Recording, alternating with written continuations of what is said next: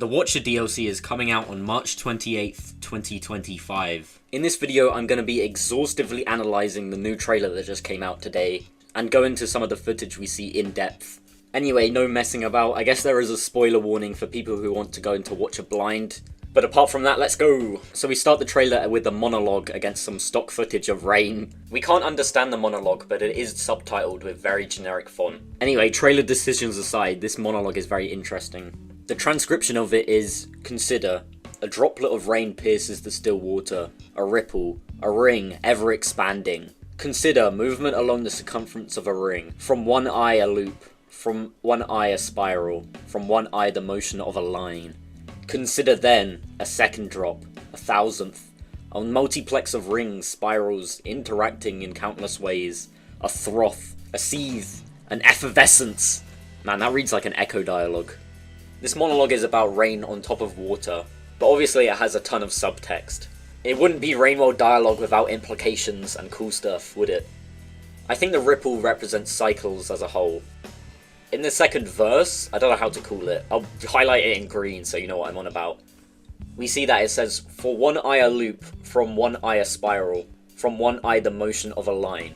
I think this directly references the Outskirts Pearl, which talks about the metaphor of the cycle. When reading the Pearl, Moon says this, then you know that death isn't the end. Birth and death are connected to each other like a ring, or some say a spiral. Some say a spiral that in turn forms a ring. Some ramble in agonizing longevity, which is what I'm doing right now. But you kind of see there's correlation between the Ripple monologue and this Pearl. Now why is this Ripple monologue important to Watcher and Rainworld as a whole? Yeah, I don't actually know. I think it could be referencing the Watcher Slugcat itself, as the narrator of this monologue is watching the cycles, and the Watcher is called the Watcher, so in that case it might fill the same role. Another really interesting thing about this monologue is that the voice is a slowed down iterator voice.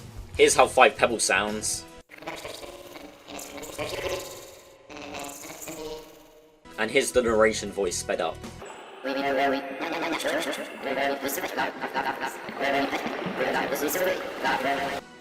I'm not sure if this is meant to just be an incomprehensible, mysterious voice, or if it's actually an iterator speaking. It could be a benefactor or ancient speaking, as we haven't heard what they sound like yet. This audio rabbit hole goes deeper, as some fans know that iterator speech is actually human speech modulated, sped up and reversed. This is one of Pebbles' lines slowed down and reversed. As you can tell, it's actually a human voice. Doing the same procedure to the trailer narration yields an interesting result. I'm just going to play it and let me know what you think.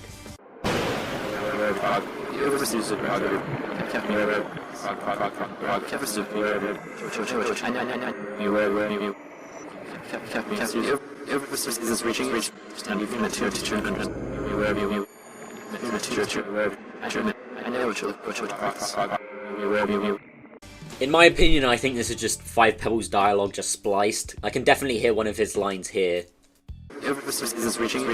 But aside from that, I can't pick anything else up. This narration could be from Pebbles himself, but my theory is that it's just meant to be a mysterious narrator of some kind. Anyway, now onto the actual gameplay of the trailer. The first shot is of Stormy Coast, which is a custom region by Rake added to Watcher. There's no difference between this version of the room and the one on the workshop, aside from 2 new blue fruit added. I know, crazy addition. Now some people don't know what the custom regions are about, so I'm going to give a little context for each one that pops up.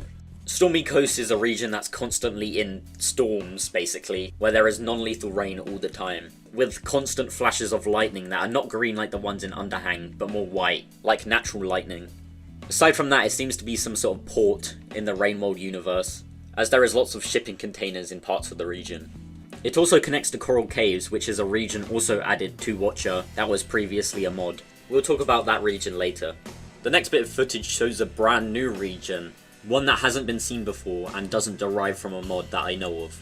The room itself is very vanilla style, so I wouldn't be surprised if James Primate, the original level editor for Rainworld, made this room, or at least someone trying to imitate his style. Next we see the sandy sprawl of the Badlands. Slime Cubed, one of the coders on the Watcher project, and Cool Modder has seemingly updated the sand graphics. It looks much better than the weird thing it was before. With the addition of sand comes dynamic inclines, which wasn't possible in the game, as the only geometry was a solid tile or a ramp. For non-level editors, basically, the possibilities of geometry have been expanded, I guess. Sounds really nerdy. There's not much else to say about this clip. I like how the prop sort of blends into the sand like it's being buried. It looks very realistic. And the little wind streaks through the sand look really cool. There's not much context to give on Badlands. It's a region by Fishnoid, and one of the earliest custom regions ever made in the game.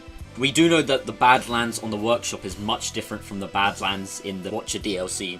That's pretty much it, I think.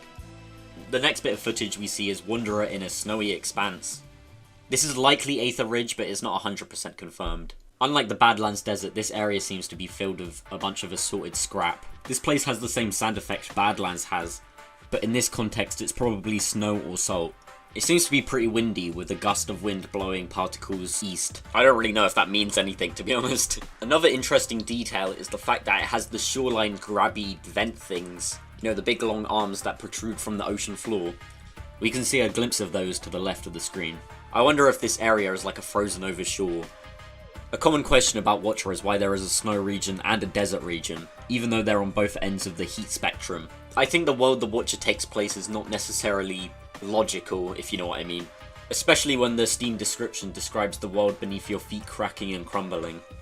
So I believe Watcher doesn't take place in the same sort of realm as Vanilla and Downpour, but I'll explain that more in the future. As for Aether Ridge, where this snowy area is meant to possibly be, it was a modded region released by K-Poro, and I think it's the second biggest modded region. A lot of people, including myself, thought the region was way too big, so hopefully they reduce it in Watcher. Like, it was literally really hard to navigate, and it had like 7 different sub-regions. The overall aesthetic of the modded region was really good though, so hopefully it gets adapted properly in Watcher. Moving on, we get a glimpse at a new region. The crazy thing about this footage is the orb-like growths in the background. I love how they contort and pulsate, it's really disgusting, especially with their intestine-like connections to one another. It reminds me of my early playthroughs of Rainworld where everything felt really alien and weird. It kind of brings back that same sort of reaction. I'm definitely a big fan of these things. They probably don't do anything gameplay-wise, since they're not on Layer 1, which is usually where all the gameplay happens. Lore-wise, I have no idea what these things do. They're definitely purposed organisms of some kind, or at least they were purposed organisms at some point. They could be a sort of tumor-like growth that escaped from its confinement. If you listen closely, you can also hear a pulse, likely a heartbeat of some kind.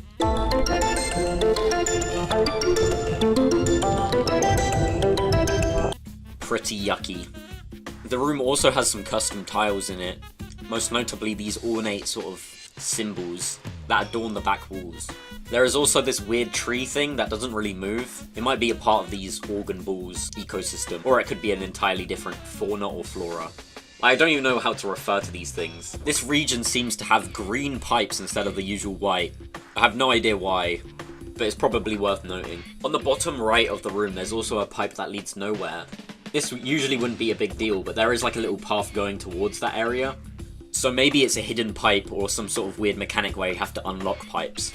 Another thing to mention is that the Watcher has neuron glow, or at least just a glow. In the footage where Watcher was standing on top of the stone heads, it didn't have neuron glow, which suggests it could be an upgrade you can earn in this campaign. Similar how you do it to in Vanilla, where you eat a neuron fly and get the ability permanently. But you could have obtained this glow not from a neuron fly, but something else, who knows. Next we see a brief glimpse of Watcher in the bisexual region. The sun is in the background, obscured by a lot of pink fog. This is pretty cool because we've seen the moon, but now we've seen the sun. I don't get how the light source is technically still behind the camera on this one, since the sun is usually behind the camera in normal rain mode, but here it's in front, so where's the light coming from? Also, it's worth mentioning there's no iterators on the skyline. As I said before, I don't think this is actually in the same sort of universe as Vanilla or more Slugcats. I think it's in sort of a separate reality. That would explain, you know, the pink clouds and everything. But this is just speculation, you never know, there might be like 800 iterators here. And they all have like cloaking devices to hide themselves, who knows. Small context for the bisexual region is that it's being developed by Fishnoid. I think the region is based off this singular room they made years ago. Next we see another brief shot of coral caves this time. I don't have much to say since this room was featured in the Windchimes video. But Coral Caves was a custom region by Fishnoid again, that is being added to Watcher. It's known for being pretty vibrant and corally, plus having some cool sub-regions. Now this is probably the craziest room in the entire trailer. Now you might think this is Badlands, the desert region from before, but it might be a separate region or at least a sub-region. First of all, the room seems religious in nature, most notably the statue on the right, which is similar to those big stone faces found in farm arrays. The design of these things was created by a modder that's not related to Watcher that I know of, called Stero, who made this room back in 2022. Stero was considered one of the best level editors, but they left the community ages ago. Bit of modding lore for you, but I don't know, this might be plagiarism. I guess you can't really steal tile combinations, but it's kind of weird seeing their stuff in official DLC. Anyway, we see bricks that have been engraved with symbols, as well as pillars that have been engraved too, which definitely suggests this is sort of an older place, and possibly religious. The stone blocks in this room, unlike the ones in Outskirts, actually have like little eyes, I think. They're eyes to me anyway, which definitely adds to the temple-like feel of this area. We also catch a glimpse of sand at the bottom of the room, which suggests this area is at least arid. This is probably my favourite looking Watcher region so far. It does look cool. And it's probably being developed by Rake, who you may remember worked on Stormy Coast.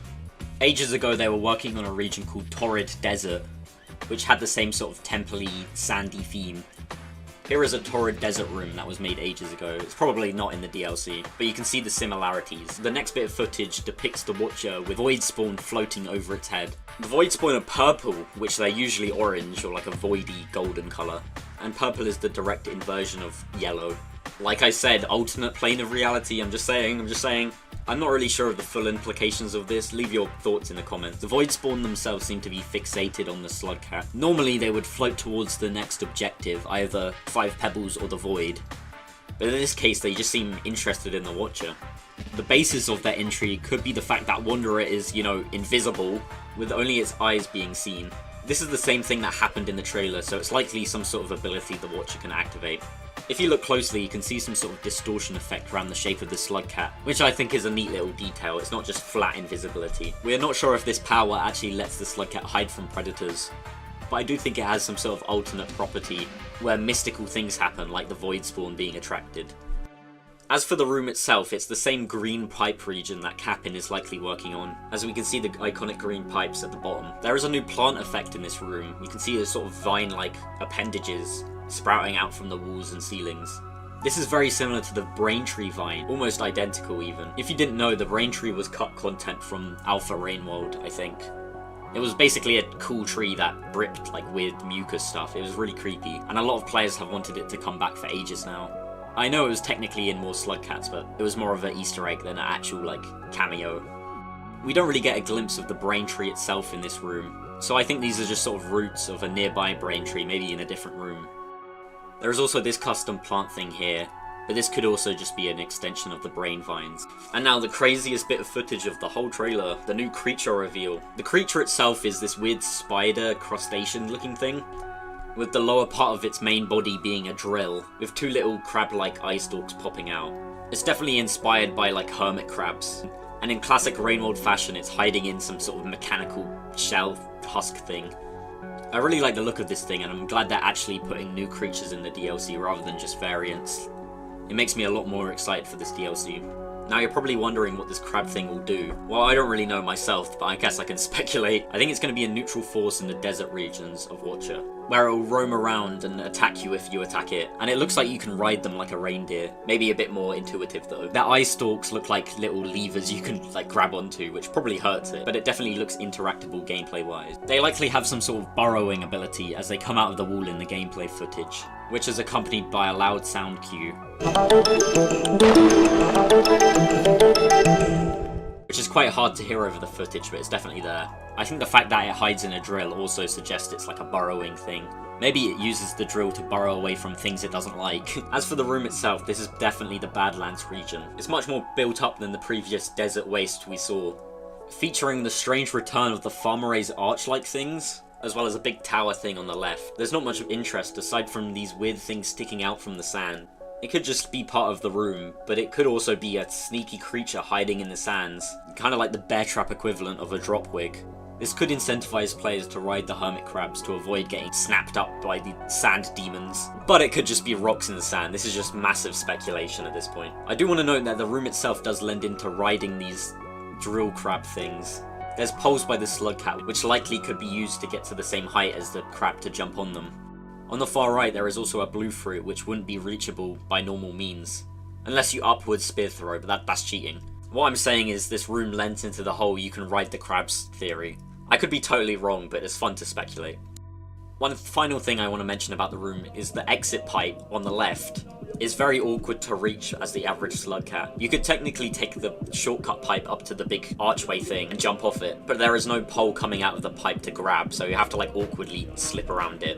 What I'm trying to say here is either you have to use the drill crab to get up to the pipe, which is plausible, or do some awkward platforming, kind of forming a soft tutorial for riding the crabs of sorts.